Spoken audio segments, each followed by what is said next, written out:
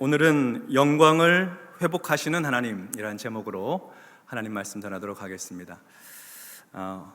우리가 하나님을 섬기고 믿을 때에 우리는 굉장히 하나님을 크신 하나님으로 또 높으신 하나님으로 그렇게 믿고 섬깁니다.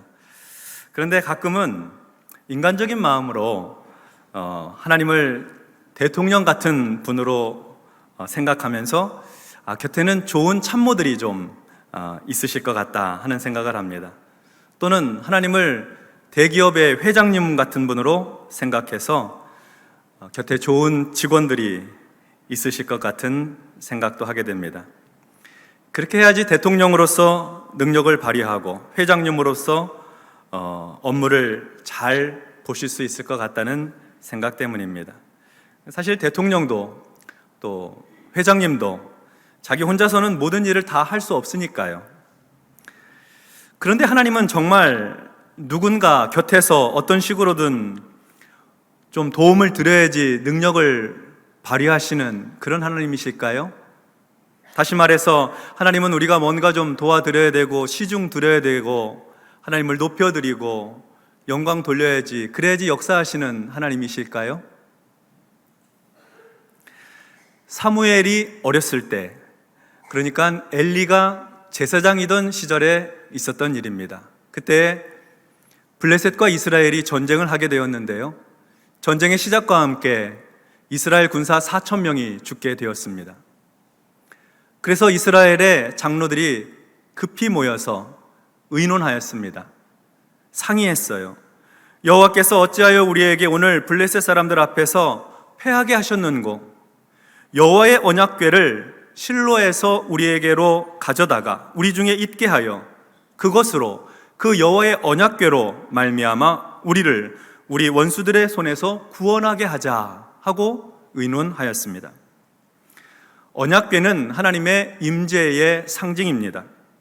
언약궤를 전쟁터로 가져오면 하나님께서도 함께 오셔서 이스라엘이 전쟁에서 승리할 수 있도록 도우실 거라고 생각을 하였습니다. 이스라엘이 원하면 언약궤를 전쟁터에 가져올 수 있는 것처럼 하나님을 자기 필요와 욕구에 따라 마음대로 하나님을 이용할 수 있다고 착각을 한 것이죠. 전쟁 승리를 위해서 하나님을 쓸 생각, 하나님을 소모할 생각, 이용할 생각을 했던 것입니다. 그러나 전쟁은 블레셋의 승리로 끝났고 여호와의 언약궤는 빼앗기고 말았습니다. 그리고 언약궤를 지키던 엘리의 두 아들 홈니와 비느하스도 그 전쟁에서 죽고 맙니다. 하나님을 업신여기고 하나님을 이용하려고 했던 자들의 결말입니다.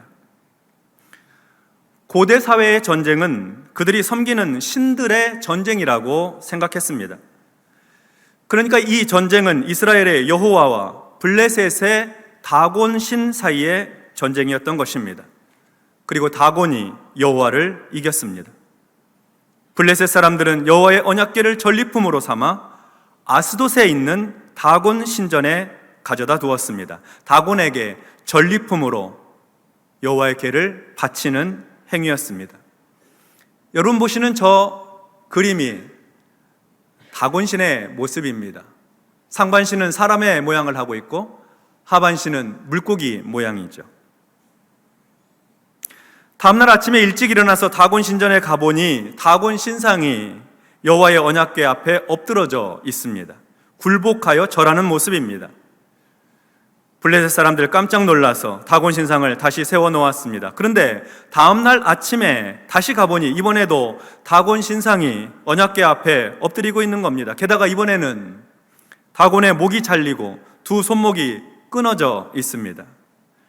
살아계신 하나님께서 다곤과 블레셋을 모욕하신 것이죠.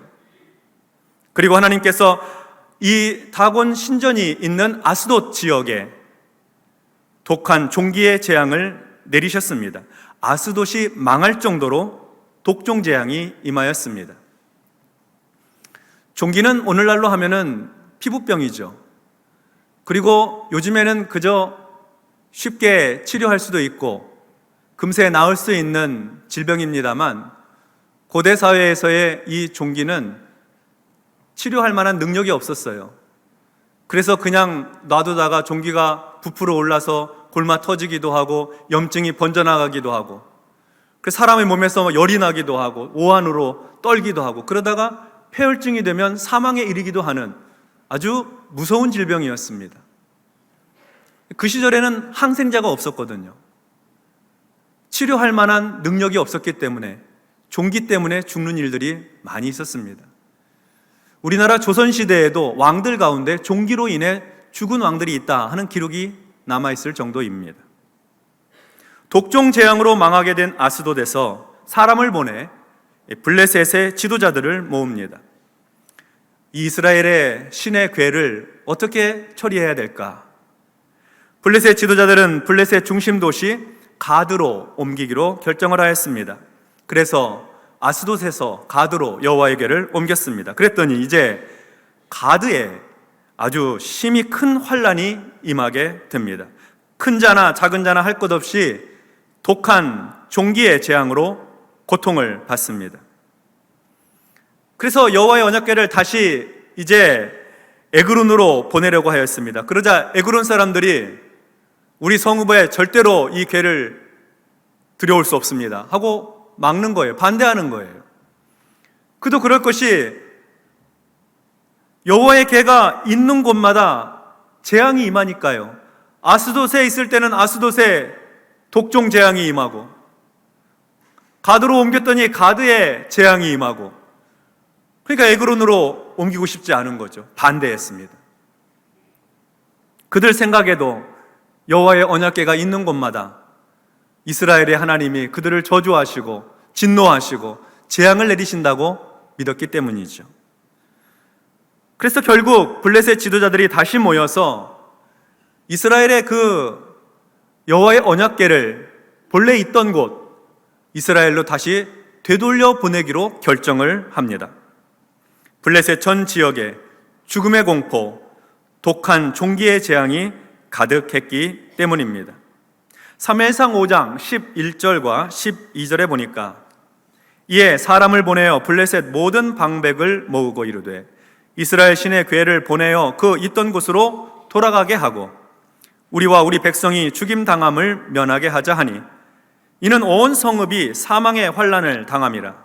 거기서 하나님의 손이 엄중하심으로 죽지 아니한 사람들은 독한 종기로 치심을 당해 성읍의 부르짖음이 하늘에 사무쳤더라. 블레셋 사람들은 여호와의 언약궤를 다른 성읍으로 가져갈 수가 없었습니다. 가는 곳마다 재앙이니까요. 그래서 결국 지방 들판에다가 방치해버렸어요. 7개월 동안이나. 그 기간 동안 블레셋은 중요한 중심 성읍들, 곧 아스돗과 가드와 에그론 지역 이외에도 가사와 아스글론까지 모든 핵심 성읍들과 그 통치자들에게 독종 재앙이 아주 강하게 임하였습니다. 하나님의 손이 엄중하였습니다. 그래서 블레셋 성읍의 부르짖음이 하늘에 사무쳤다. 성경은 그렇게 기록합니다. 블레셋 사람들은 여호와의 언약궤를 이스라엘로 어떻게 돌려보내야 할지 블레셋의 제사장들과 복술자들에게 묻습니다. 그들은 언약궤를 이스라엘로 돌려보내려면 그냥 보내지 말고 속건제를 드려야 한다 하고 조언했습니다. 속건제는 남의 재물에 손해를 끼친 것에 대한 배상 제사입니다. 하나님의 성물에 대한 범죄, 여호와의 규례에 대한 과오, 사람에게 해를 끼친 죄과를 속하기 위해서 드리는 제사입니다. 배상은 원금과 함께 원금의 5분의 1을 더해서 치러야 했습니다. 이방 제사장들과 점술가들이 속건제, 배상과 속죄의 제사를 알고 있다는 것, 예물을 드려야 된다는 것을 제안하고 있다는 것이 놀랍습니다. 그리고 그들은 하나님께 바치는 속건 제물로 블레셋의 5 방백을 상징하는 의미로 금 독종 형상 5개와 금 쥐 모양 5개를 준비해서 바치라고 하였습니다. 5절 말씀 보겠습니다. 그러므로 너희는 너희의 독한 종기의 형상과 땅을 해롭게 하는 쥐의 형상을 만들어 이스라엘 신께 영광을 돌리라. 그가 혹 그의 손을 너희와 너희의 신들과 너희 땅에서 가볍게 하실까 하노라. 블레셋 제사장들이 독한 종기의 형상과 땅을 해롭게 하는 쥐의 형상을 준비하여 속건제 예물로 하나님께 드려서 이스라엘의 신께 영광을 돌리라, 하나님께 영광을 돌리라 하고 조언을 합니다. 하나님의 존귀하심과 영화로우심이 드러날 수 있도록 하라는 것입니다. 이렇게 하나님께 영광을 돌리면, 속건제 제물을 통해서 하나님께 영광을 돌려드리면 하나님의 손이 가볍게 되어 블레셋에 미치는 재앙이 제해지지 않을까 기대하는 것입니다. 그들이 생각하기에 하나님의 손이 블레셋 사람들과 블레셋 신들과 블레셋 땅을 무겁게 짓누르고 계셔서 독종의 재앙, 사망의 재앙이 임하였다고 믿는 것이죠. 그래서 속건제를 통해서 하나님께 영광 돌려 하나님의 손을 가볍게 하자 하는 겁니다. 6절의 말씀을 이어서 보겠습니다. 애굽인과 바로가 그들의 마음을 완악하게 한 것 같이 어찌하여 너희가 너희 마음을 완악하게 하겠느냐? 그가 그들 중에서 재앙을 내린 후에 그들이 백성을 가게 함으로 백성이 떠나지 아니하였느냐? 블레셋의 제사장들은 속건제와 함께 여호와의 언약궤를 돌려보내므로 하나님께 영광을 돌리라고 하면서 마음을 완악하게 하지 말라, 너희의 마음을 완악하게 하지 말 것을 주문합니다. 하나님 앞에 마음을 완악하게 하지 말아야 될 이유를 애굽과 바로 왕의 예에서 들어 설명하고 있습니다. 애굽의 바로 왕은 10가지 재앙이 내릴 때까지 그 마음이 완악하여 내 백성 이스라엘을 내보내라 하신 하나님의 뜻을 따르지 않았습니다.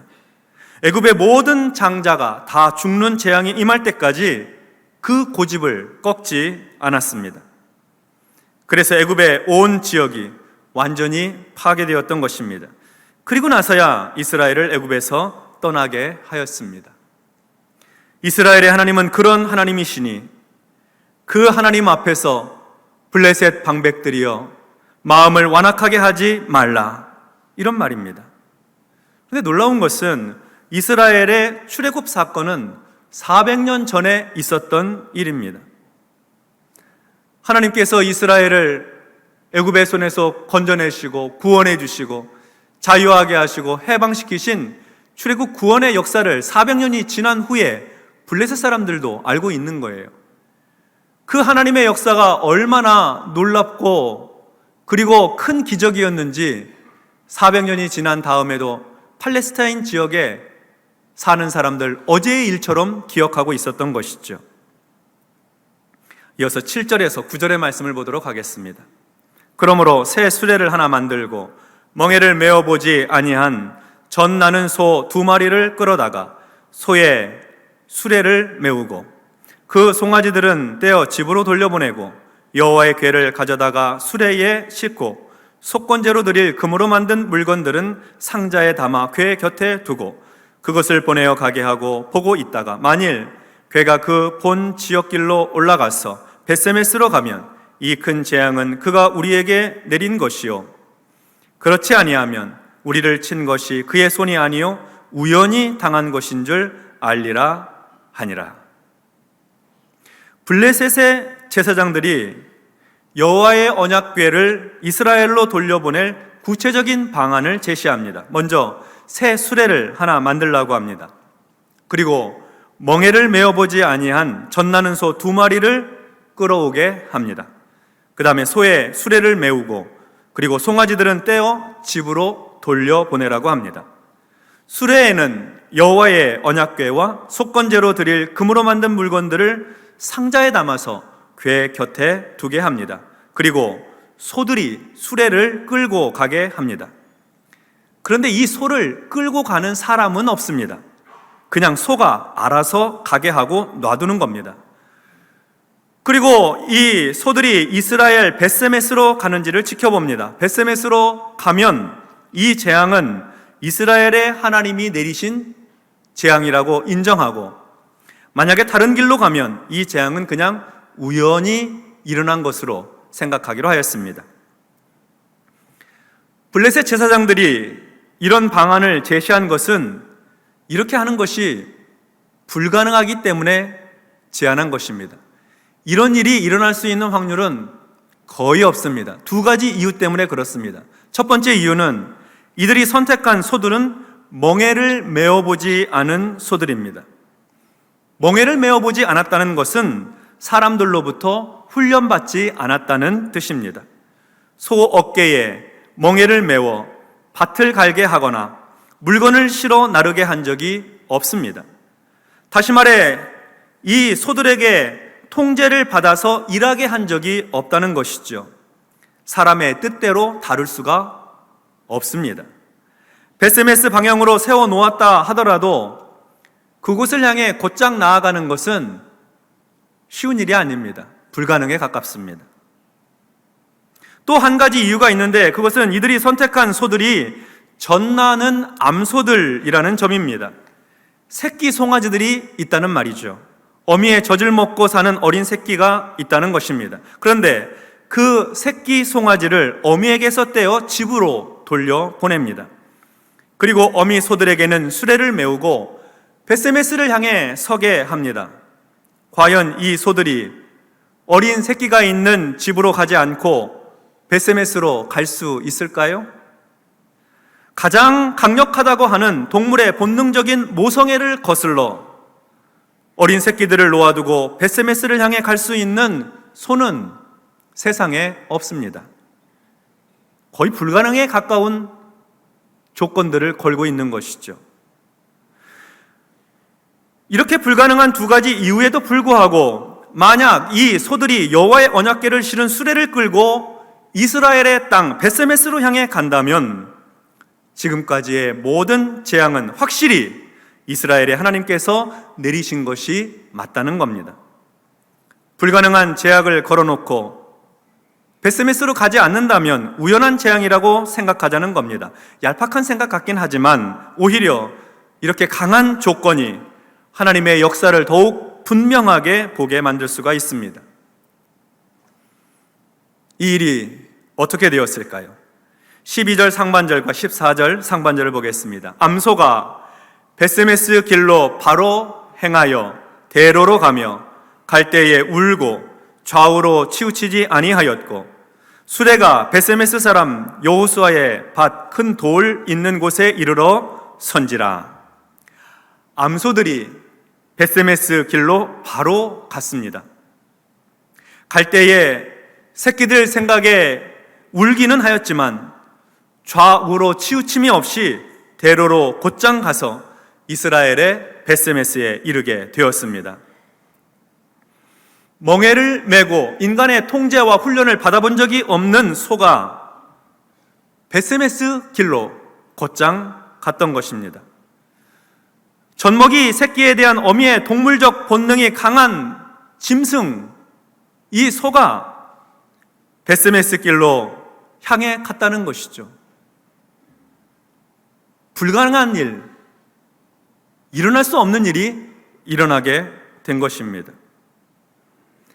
이스라엘 백성들은 언약궤를 전쟁에 이용하려고 했지만 암소들은 하나님의 손에 이용되었고 사용되었습니다. 사람은 하나님의 뜻을 거역하나 짐승은 하나님의 뜻에 순종하였습니다. 본능을 거슬러 순종하였습니다. 이렇게 하여 전쟁 중에 빼앗겼던 여호와의 언약궤가 다시 이스라엘로 돌아왔습니다. 여호와 하나님께서 블레셋 사람들로부터 영광을 받으셨습니다. 성도 여러분, 우리 하나님은 영광스러운 하나님이십니다. 우리 하나님은 전능하신 하나님이십니다. 우리가 믿는 하나님은 스스로 자기 영광을 회복하시는 하나님이십니다. 하나님의 영광을 위해 사람의 도움이 필요하신 분이 아닙니다. 하나님 스스로 완전한 영광 가운데 계십니다. 하나님의 영광을 회복하기 위해서 이스라엘이 한 일이 없습니다. 무슨 특수부대를 블레셋에 보내서 언약궤를 되찾아온 것이 아닙니다. 블레셋과의 전쟁을 다시 일으켜서 언약궤를 찾아온 것도 아니었습니다. 다곤을 우상으로 섬기고 있는 이방인의 땅에서, 블레셋에서 하나님께서는 홀로 사망과 독한 종기의 재앙을 그의 엄중한 손으로 그곳에 내리셨습니다. 하나님께서 그들을 진노의 손으로 누르셨습니다.